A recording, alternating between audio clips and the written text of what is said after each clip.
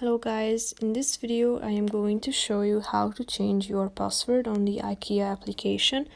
But first I just want to mention, don't forget to subscribe to my channel because at 10,000 subscribers I'm going to show you my whole YouTube revenue statistics and growth strategy, how to make money online. So let's jump into it. First of all, open the application on your phone, then tap on the third icon down below, which is the profile icon.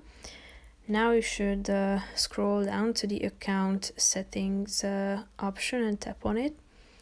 Now as you can see, the first option is change password. So if you would like to do this, you should tap on it and then tap on this button saying go to change password.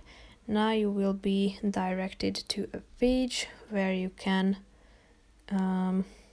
continue this process. So you need to type in your new password, then confirm it and confirm the change with your old password. Now if you would like to end this process and change your password, you need to press the button save new password. So by this step you will update your old password. So that's pretty much it for this video. I hope you found it helpful. If you did, consider subscribing and see you in the next video. Bye bye.